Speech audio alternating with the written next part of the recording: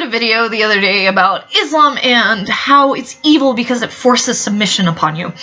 You have to submit to Islam or you die. And that's fucking evil. That is pure fucking evil. And so of course you get like Muslims or Muslim shells or whatever commenting, and so I got one comment on this video, and I thought I would read it to you because I just thought it was funny. Alright. Quran is the only religious book which is not tampered. YouTube link. 90% of all Sharia law are the same as biblical law given to the children of Israel via Moses and Jesus. Jesus prayed like Muslims. YouTube link, ... YouTube link. Prophet predicted end times chaos in Iraq, Syria, Palestine, Egypt, and second coming of Jesus identified by Imam Mahdi, same way as John the Baptist identified Jesus first time, and both will kill Zionist Antichrist in Jerusalem.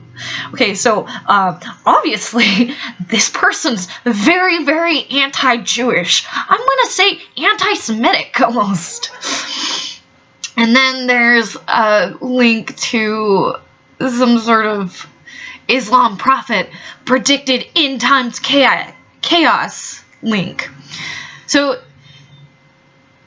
I don't know that this person's ever actually read the Quran for themselves, so it seems like they're just getting a lot of ranks. I haven't clicked on any of these because I don't want my computer infected with some sort of virus to start off with, but I also don't want to give any views to anybody either. Fucking Muslims.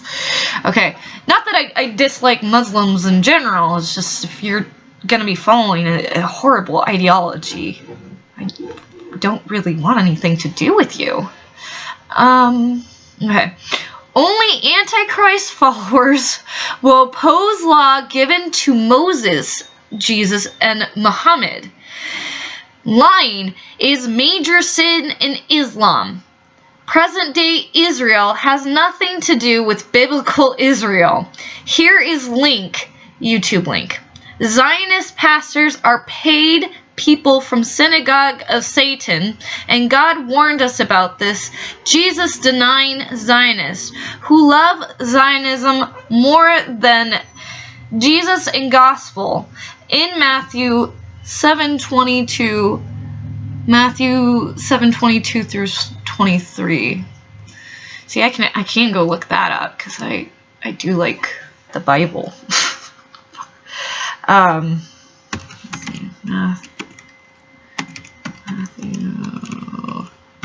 22. Oh, wait.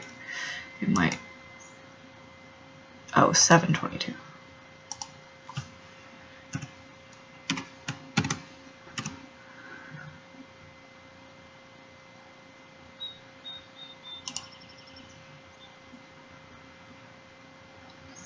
Okay, so this Bible verse says, on that day, many will say to me, Lord, Lord, did we not prophesy in your name and cast out demons in your name and do many mighty works in your name?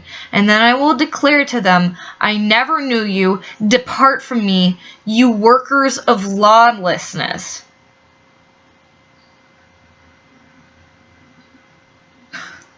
Like, okay, is there no self-awareness with these people? Like, they have no idea what this even means. What does this even mean? Like, why bring up Matthew 7:22? This is the exact type of biblical quote that I would use against Muslims.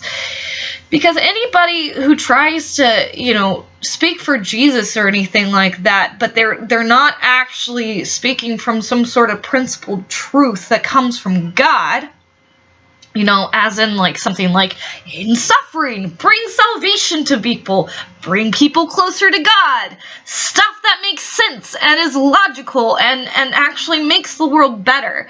So this type of stuff, this is the type of you're just putting in your own message something that refutes you. I just hope you know that.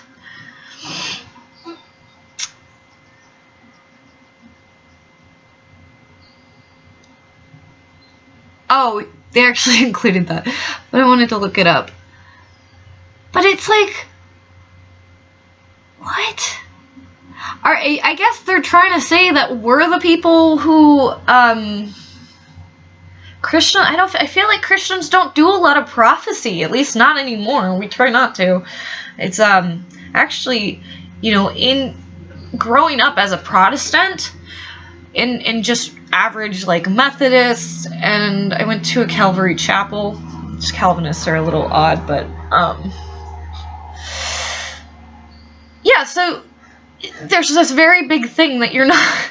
Most Christians look down upon people who try to prophesize and try to actually say things about God and stuff like that.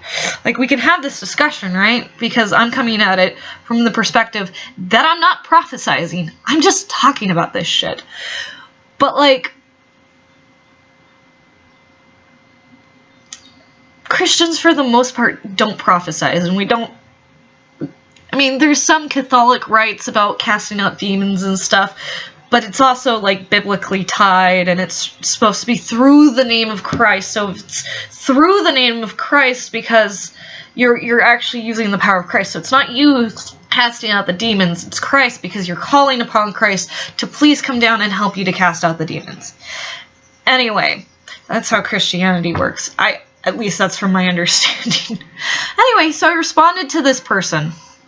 And I said, wow, so you follow a prophet that in his holy book says that it's fun to play with little girls in sexual ways, who married a 6-year-old girl and had sex, i.e. molested her at 9 years of age.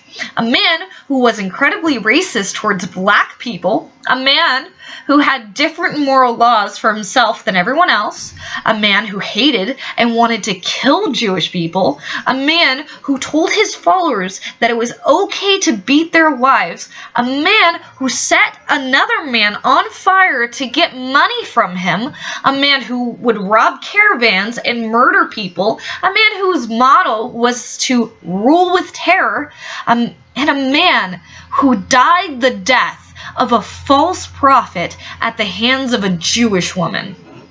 Yeah, the Quran might not be tampered with, but that doesn't help your case. It only makes it worse. Muhammad was a horrible man, and the Quran, untampered, according to you, by the way, this is not true. There are many versions of the Quran circulating today. I don't know why the Muslims are repeatedly told this as a lie, but it's a complete lie. And you can go on YouTube and find videos of, like, Christian pastors, and they have, like, 16 different versions of the Quran with them, and they show Muslims these Qurans, and they're like, oh my god, I thought there was only one version of the Quran, which is the one that the mullah at their mosque would have, you know, pushed on them, or told them to use, or whatever. Anyway, so the Quran, according to you, is untampered. This is a very, very damning record of what that horrible man that you called a prophet did.